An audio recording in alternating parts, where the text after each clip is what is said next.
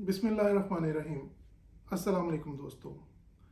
10 अप्रैल 2021 पाकिस्तान की तारीख में एक ऐसा दिन है जिसकी मिसाल पाकिस्तान की तारीख में नहीं मिलती।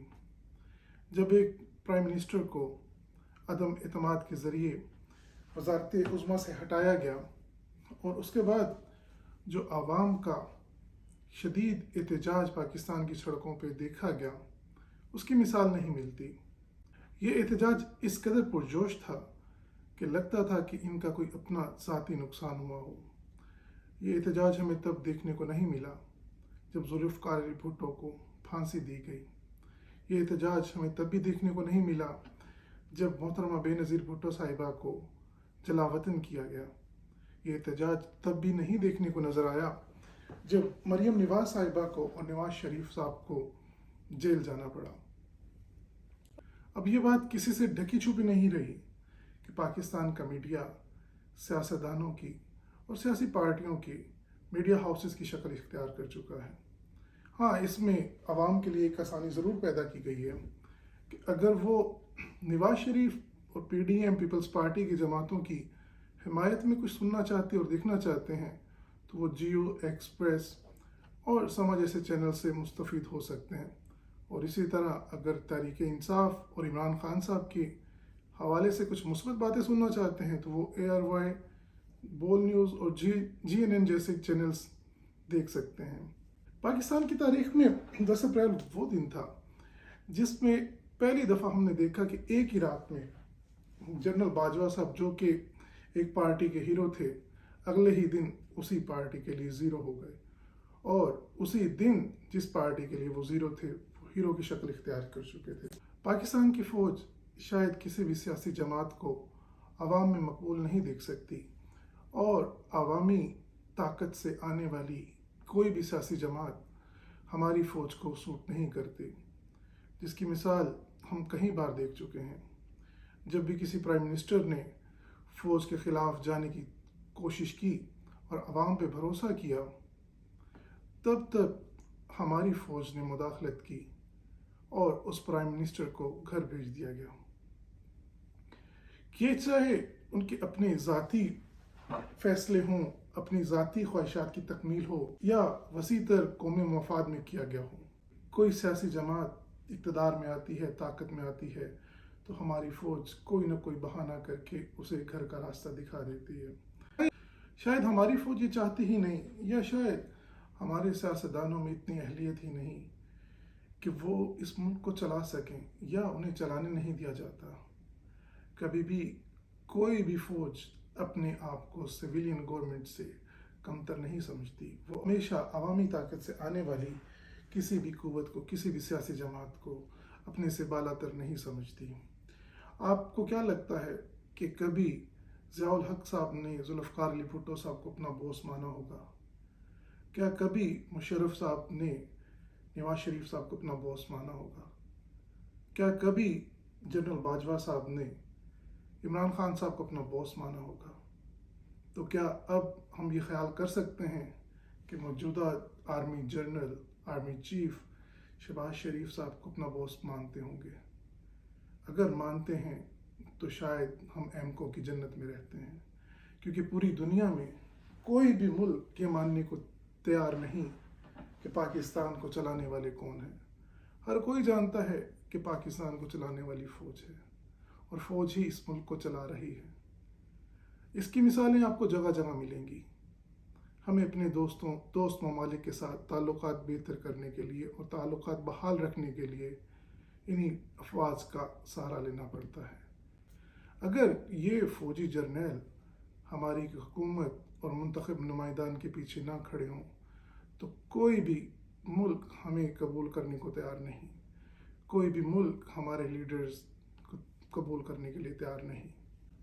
कोई भी सियासी जमात जब हुकूमत में नहीं रहती तो वो सीधा सीधा इसका इल्ज़ाम अफवाज पे लगाती है, फ़ौजी जर्नल्स पे लगाती है कि उन्होंने हमें हुकूमत नहीं करने दी, वो हुकूमत में मुदाखलत करते थे, हमारे फ़ैसलों पे असरअंदाज होते थे। लेकिन आज तक ये नज़र नहीं आया कि हुकूमत में मौजूद किसी भी सियासी पार्टी ने हुकूमत में रहते हुए फ़ौजी मुदाखलत का जिक्र किया हो। तब इस फौजी मुदाखलत को एक पेज कहा जाता है कि हम एक पेज पे हैं। हुकूमत से निकलने के बाद ये राग अलापे जाते हैं कि फ़ौजी मुदाखलत हुई, फ़ौज हमारे फैसलों पे असरअंदाज होती थी। उस वक्त हुकूमत क्यों नहीं छोड़ देते जब फ़ौजी मुदाखलत हो रही होती है? वो हुकूमत छोड़कर आवाम में क्यों नहीं जाते? लेकिन हुकूमत छोड़ना तो दूर की बात, यहाँ कोई MNA MPA अपनी सीट तक नहीं छोड़ता।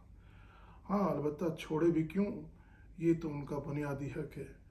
जब एक MNA MPA 10-15 करोड़ रुपया खर्च करके मुंतखब होगा तो वो ये सीट क्यों छोड़ेगा? वो किसके लिए ये सीट छोड़ेगा?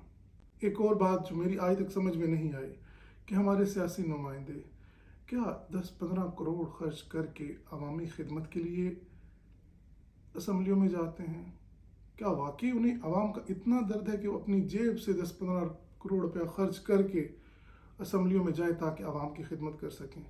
बारहा ये सुनते हैं और बचपन से सुनते आ रहे हैं कि कोई भी रियासत 5 सतूनों के बगैर खड़ी नहीं रह सकती, जिसमें पार्लिमान, अदलिया, इंतज़ामिया, फ़ौज और मीडिया शामिल है। लेकिन देखने में पाकिस्तान जैसी रियासत में ये सब कुछ देखने में एक मजाका खेज लतीफ़ा महसूस होता है। फ़ौज ही वो इदारा है, फ़ौज ही वो इंस्टीट्यूशन है जो शायद इन तमाम बाकी रियासती इदारों को एक टूल की तरह इस्तेमाल करती है, एक हथियार की तरह इस्तेमाल करती है। कभी वो सियासी पार्टियों पे अदलिया के ज़रिए असरअंदाज होती है, कभी पार्लिमान के ज़रिए और कभी नैब के ज़रिए सियासी नुमाइंदगान और अवाम पे असरअंदाज होती है। इसका हिसाब कौन देगा? कौन मांगेगा हिसाब? हमारे मुल्क में कौन चोर है, कौन डाकू है, कौन घड़ी चोर है, इसका फैसला फ़ौज ही करती है। और कौन कब दूध का धुला बन जाए, इसका फैसला भी फ़ौज ही करेगी और करती है। पाकिस्तान में जब जब फ़ौज ने ये फैसले लिए, फ़ौज अवाम में और मकबूलियत हासिल करती गई। लेकिन खुदा की करनी कुछ ऐसी हुई कि इस दफ़ा आवाम ने उनका ये फ़ैसला मुस्तरद कर दिया और फ़ौज के इस फैसले को चैलेंज कर दिया और इस बार एक सियासी नुमाइंदे के साथ आके खड़ी हो गई। मुझे लगता है कि अब ये वक्त है कि तमाम सियासतदानों को आवाम पे भरोसा करना चाहिए।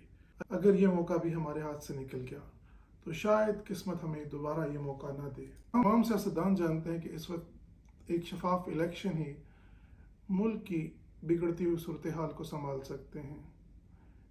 इस दफ़ा आवाम पे भरोसा कीजिए और ये मौका आवाम को दें कि वो अपने नुमाइंदगान चुनें और उन्हें पार्लिमान तक ले जाए। और यकीन करें, आवाम आपको मायूस नहीं करेगी, चाहे इसके नताइज कोई भी हों। चाहे तहरीक-ए-इंसाफ जीते, नून लीग जीते, पीपल्स पार्टी या PDM की जमातों में से कोई जमात, इसका फ़ायदा पाकिस्तान को होगा, पाकिस्तान की आवाम को होगा, सियासतदानों को होगा, सियासी जमातों को होगा। अगर एक दफ़ा हमने फ़ैसला कर लिया कि हम फ़ौज की मदद के बग़ैर, फ़ौज की मुदाखलत के बग़ैर अपने इस जमहूरी निज़ाम को चला सकते हैं, चलाएंगे, तो कोई ताकत ऐसी नहीं जो इस निज़ाम को ख़राब कर सके। अब आवाम इतना शऊर रखती है और ये जानती है कि उसके कौन से नुमाइंदगान असम्बली में आने चाहिए। अब आवाम ये जानती है कि किन नुमाइंदगान को हमने असम्बली में भेजना है और कौन से नुमाइंदगान ऐसे हैं जो उनकी नुमाइंदगी का हक रखते हैं। यह हक आवाम का है कि उन पर कौन हुकूमत करे। वीडियो अच्छी लगी हो तो वीडियो को लाइक कीजिएगा, सब्सक्राइब कीजिएगा, शेयर कीजिएगा। Thank you very much.